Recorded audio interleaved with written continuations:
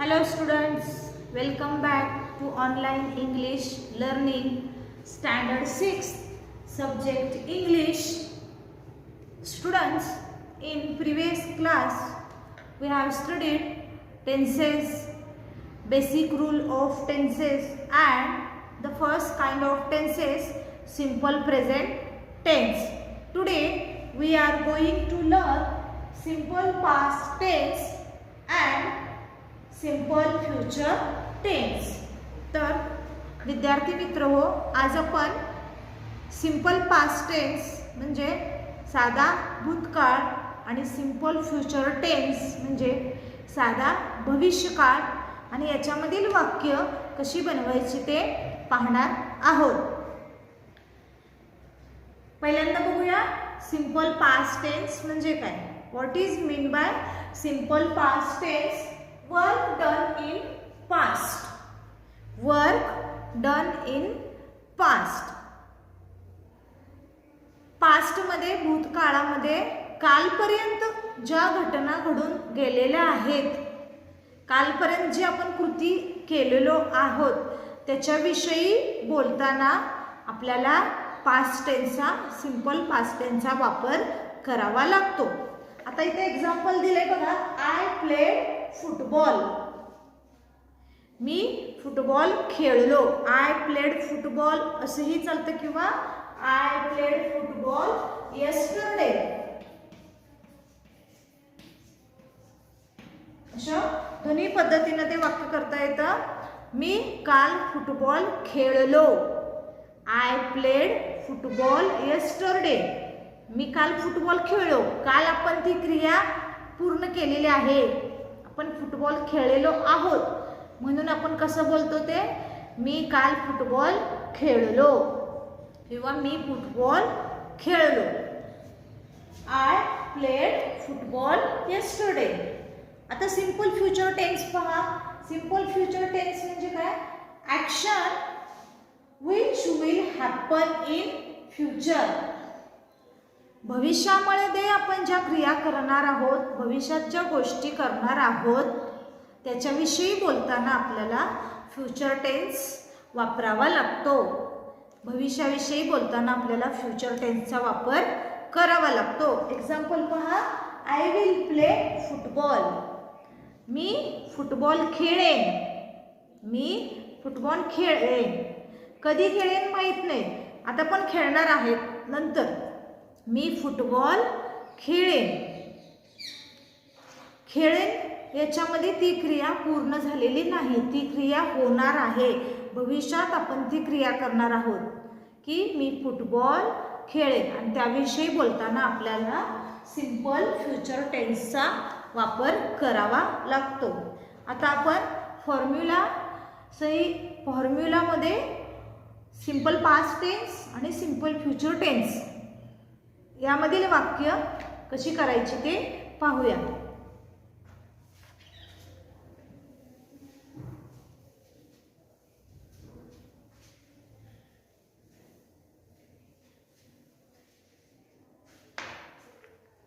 Simple past टेन्सचा formula आहे yes. Yes म्हणजे subject, बरोबर. V2 म्हणजे वर्बचा सेकंड फॉर्म अँड ओ म्हणजे ऑब्जेक्ट.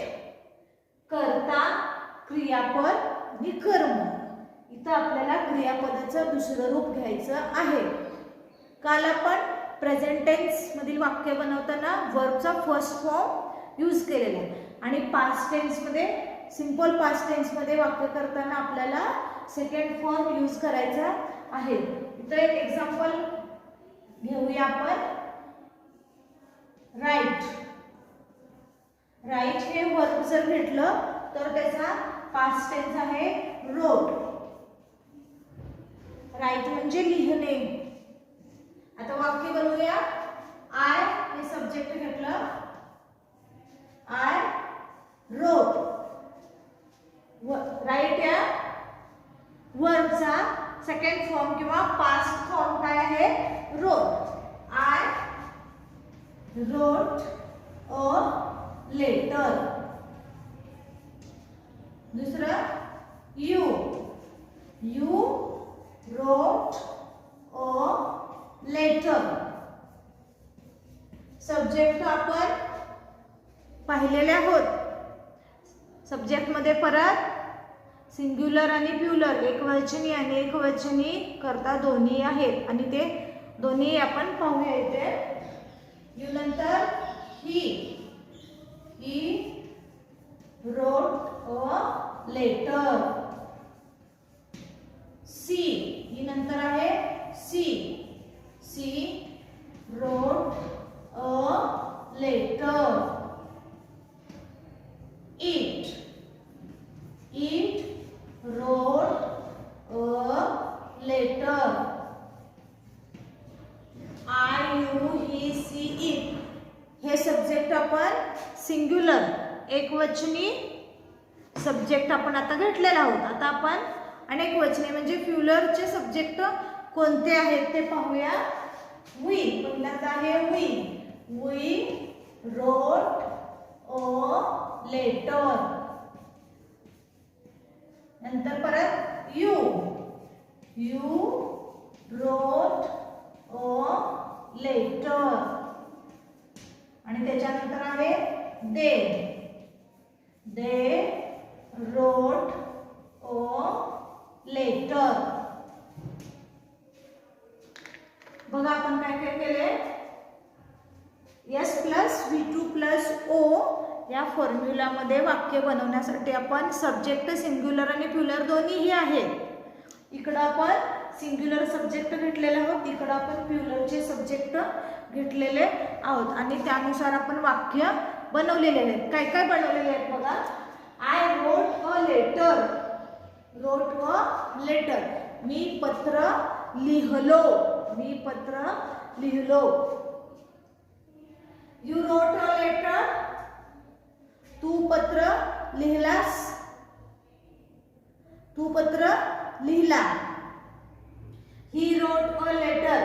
तो पत्र लिहिला. She wrote a letter. तिने किंवा ती पत्र लिहिले. तिने पत्र लिहिले. It wrote a letter. त्याने पत्र लिहिले. We wrote a letter. आम्ही पत्र लिहलो.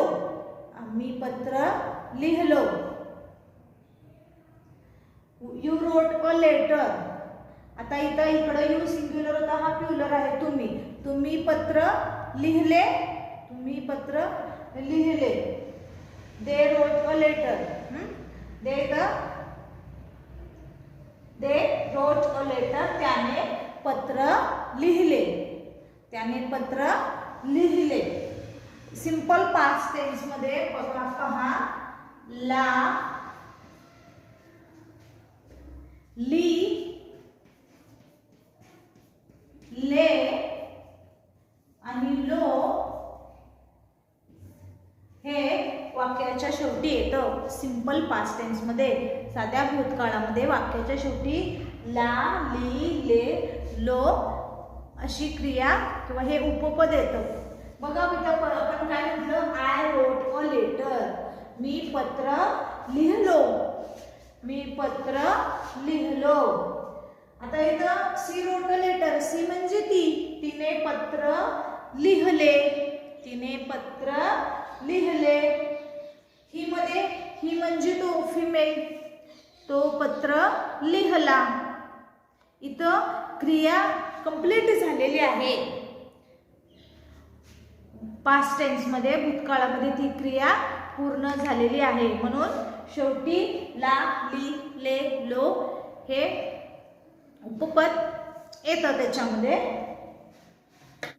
आता आपण दुसरे एक एक्झाम्पल पाहूया. लिव्ह म्हणजे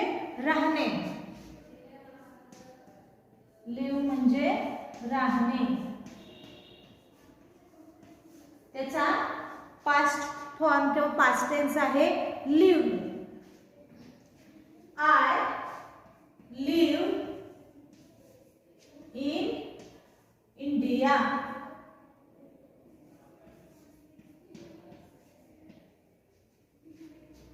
I lived in India. You lived in India.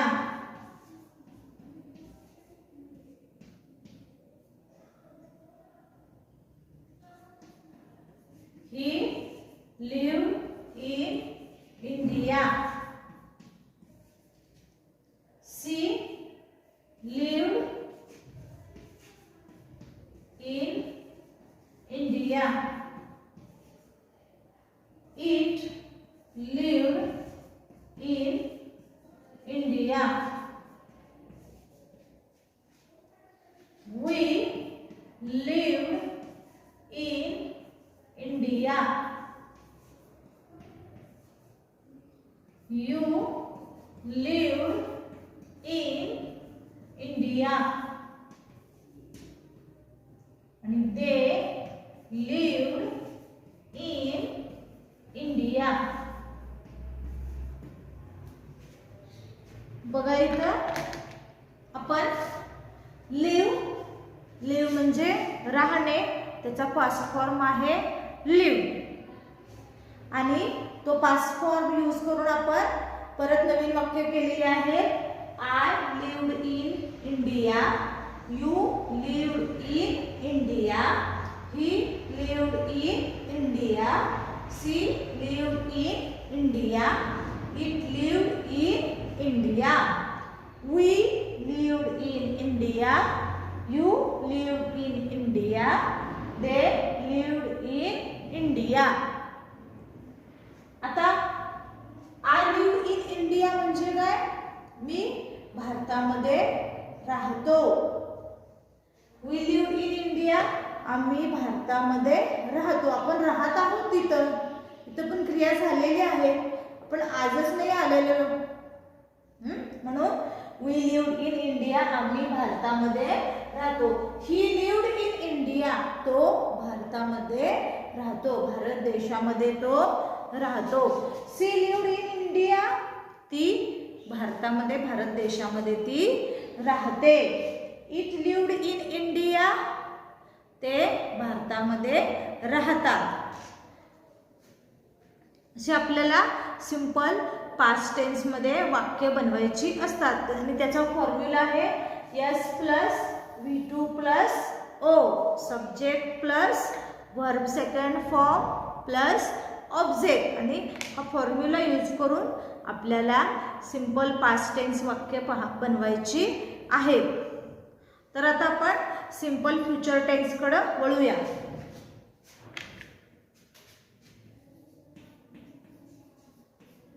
Simple future tense formula काय आहे? यस प्लस यस म्हणजे subject shall oblique will. Shall किंवा will plus V1 plus O. इथं आपल्याला हेल्पिंग वर्ब सहाय्यकारी क्रियापदाची हेल्प घ्यावी लागते. शॅल किंवा विल फ्युचर टेन्स मध्ये येतात. आता एक्झाम्पल बघूया. राईट हे घेऊया परत. बघायचं आता इथं V1 आहे त्यामुळं राईट हा फर्स्ट फॉर्मच घ्यावा लागेल. I shall. आयला शॅल हे प्रत्यय लागतं.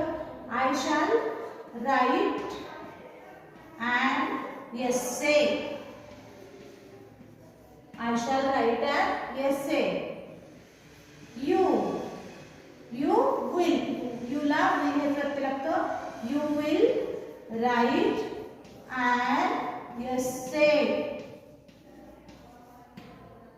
He will write an essay.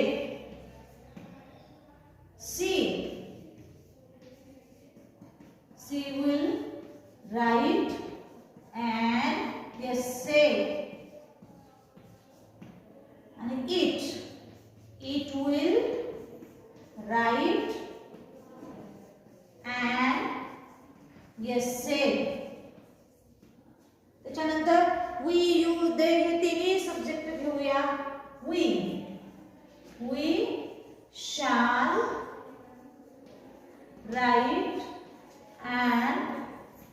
said.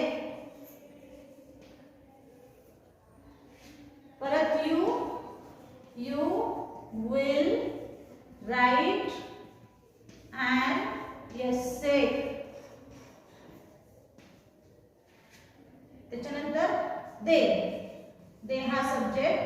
they will write an essay. they will write an essay.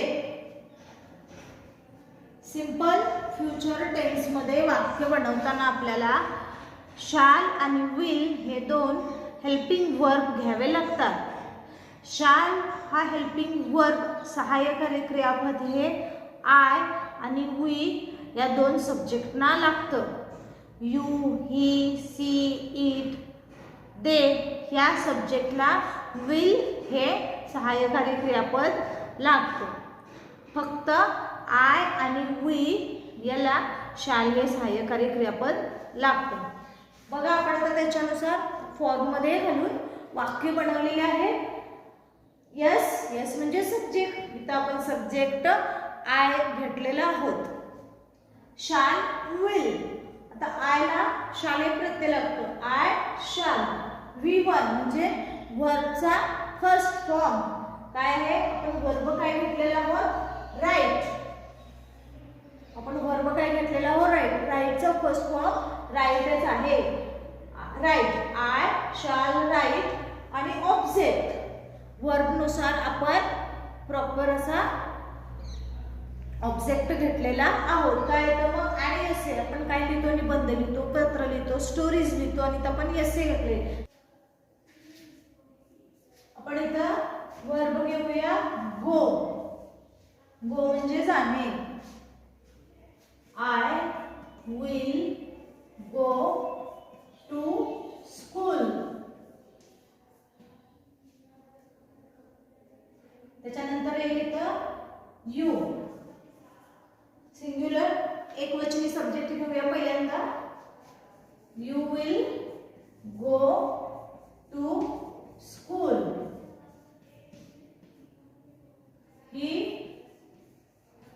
he will go to school.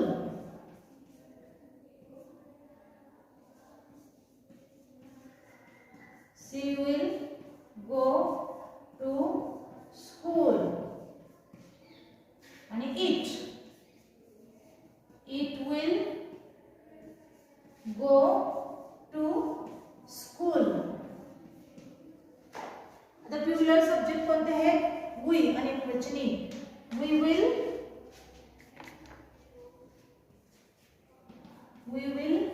किंवा we shall हे चालतं. we will go to school.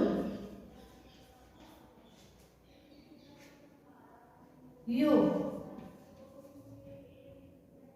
will go to school.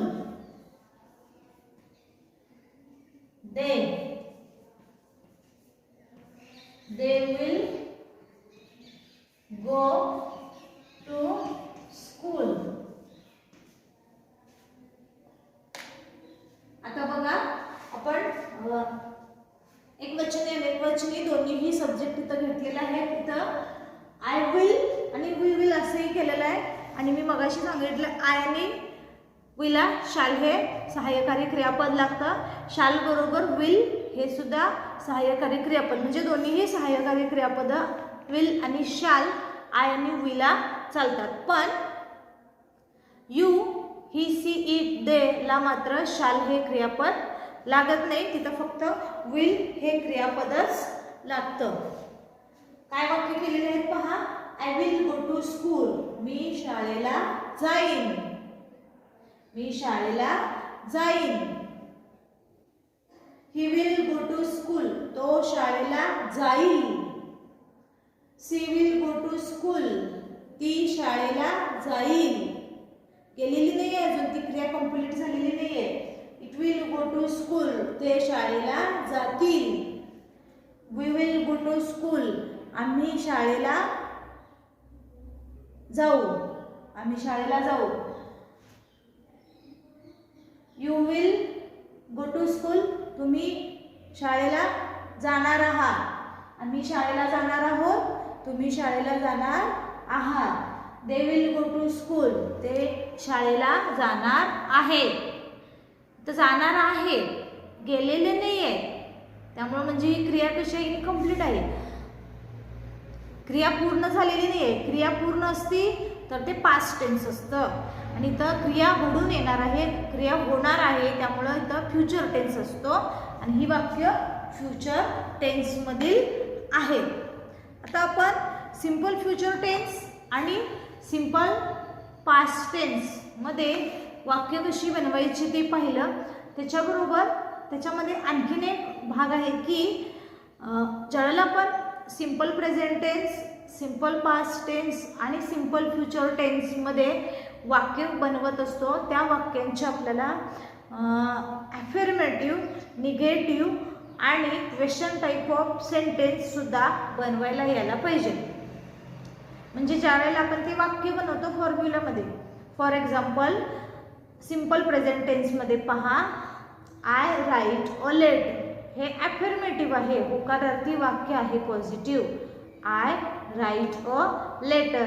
याच वाक्याचं आपल्याला negative पण करता आलं पाहिजे. I do not write a letter. I do not write a letter इथं झालं. आणि ह्या वाक्याचं प्रश्नार्थक जे आपण पहिल्यांदा घेतलं ना, affirmative, I write a letter, त्याचंच क्वेश्चन टाईप ऑफ कसं करायचं, do I write a letter. आणि ही वाक्य कशी बनवायची ते आपण आता पाहूया.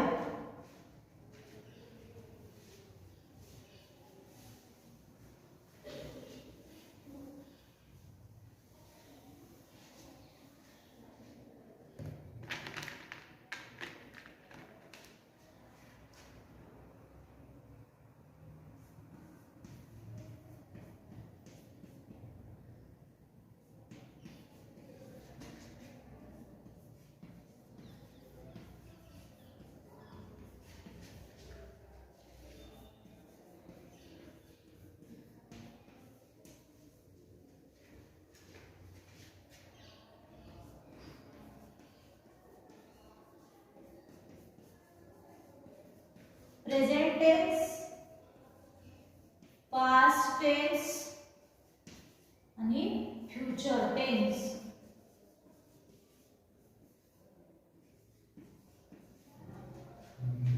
विद्यार्थी मित्र, आता आपण काय पाहत आहोत बघा.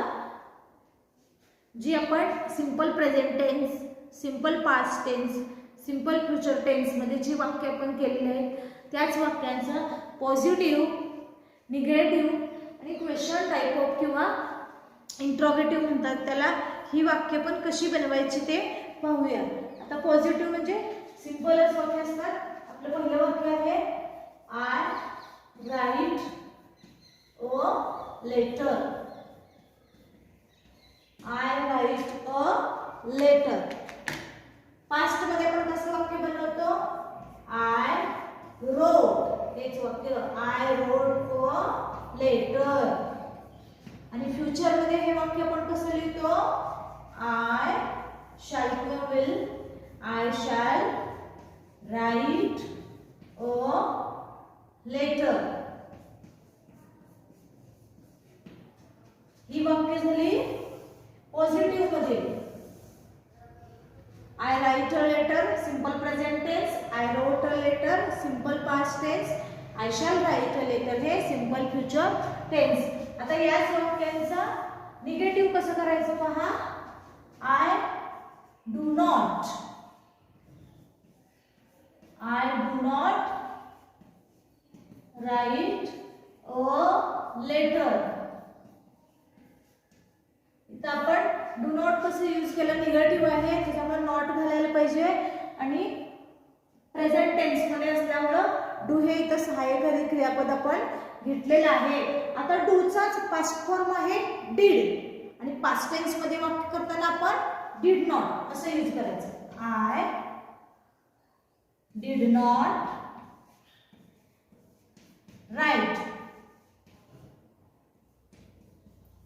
आता इथं पास्ट फॉर्म रोट आहे म्हणून इकडे रोट नाही घ्यायचा, कारण आपण इथं सहाय्यकारी क्रियापद हे पास्ट टेन्स मध्ये घेतलेलं आहे, त्यामुळे मेन वर्ब राईट हा राईटच राहील. I did not write a letter. आणि फ्युचर टेन्स मध्ये सहाय्यकारी क्रियापद ऑलरेडी दिलेलं आहे. आय शाल किंवा विल, आय शाल नॉट किंवा आय विल असं जरी लिहिलं तरी चालते. आय विल नॉट किंवा I shall not write a letter.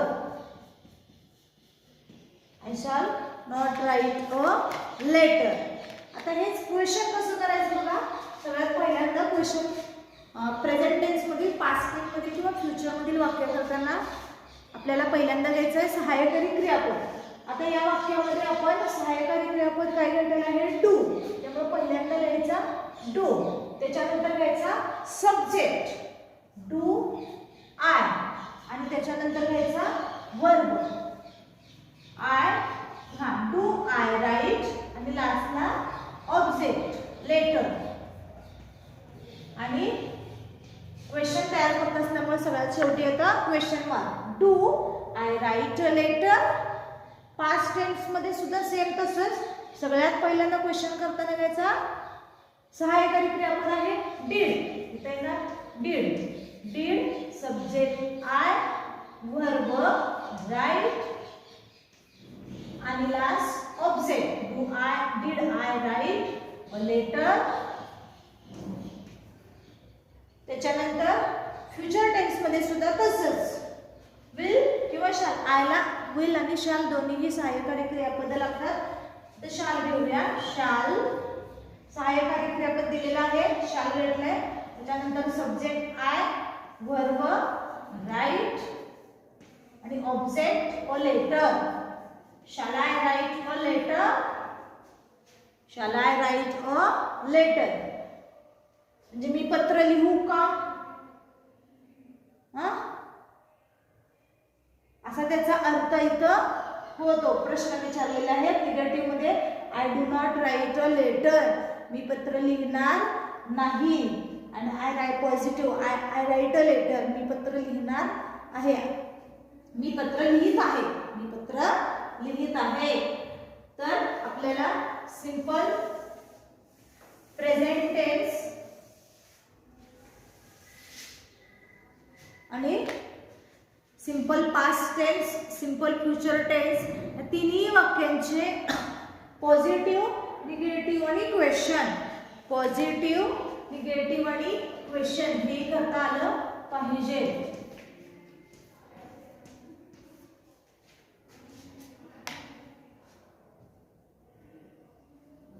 Simple present टेन्समध्ये किंवा सिंपल पास्ट टेन्समध्ये, सिंपल फ्युचर टेन्समध्ये ज्या वेळेला आपण फॉर्म्युला यूज करून वाक्य बनवत असतो त्यावेळेलाच त्या वाक्यांचे आपल्याला म्हणजे जे आपण जे पहिल्यांदा वाक्य करतो ते पॉझिटिव्हमध्ये असतं, त्याचंच निगेटिव्ह वाक्य करताना आपल्याला टेन्स आपला कोणता होता, सिंपल प्रेझेंट टेन्स. त्यामुळे आपण डू हे सहाय्यकारी क्रियापद इथं घेतलेलं आहे आणि त्याचाच पास्ट फॉर्म पास्ट टेन्स मध्ये करताना डूचा डीड येतो. त्याच्यामुळे इथं आय डू नॉट आणि इथं आय डीड नॉट. फ्युचरसाठी काय आहे, फ्युचरसाठी सहाय्यकारी क्रियापद आपण आधीच घेतलेलं आहे, त्यामुळं आय शाल नॉट किंवा आय विल नॉट असं येईल. आणि प्रश्न त्याचेच परत तयार करताना सिंपल प्रेझेंट टेन्सचे प्रश्न तयार करताना सगळ्यात पहिल्यांदा आपण घ्यायचं आहे ते सहाय्यकारी क्रियापद. सहाय्यकारी क्रियापद त्याच्यानंतर घ्यायचा सब्जेक्ट, सब्जेक्ट नंतर येणार वर्ब, वर्ब नंतर ऑब्जेक्ट आणि आपण प्रश्न तयार करत असतो त्यामुळं सगळ्यात शेवटी येतो तो क्वेश्चन मार्क, प्रश्न चिन्ह. तर अशा प्रकारे आपण simple present tense, simple past tense आणि सिंपल फ्युचर टेन्स ही वाक्य बनवलेली आहेत आणि त्याच वाक्यांचे पॉझिटिव्ह सेंटेन्स, निगेटिव्ह सेंटेन्स आणि क्वेश्चन टाइप ऑफ सेंटेन्स सुद्धा बनवलेले आहेत. होमवर्कसाठी सर्व विद्यार्थ्यांनी कोणतेही 5 वर्ब घेऊन त्याचे simple present tense, simple past tense आणि सिंपल फ्युचर टेन्स आणि plus positive sentence, negative sentence आणि क्वेश्चन टाईप ऑफ सेंटेन्स सुद्धा बनवायचे आहेत. थँक्यू. Thanks a lot.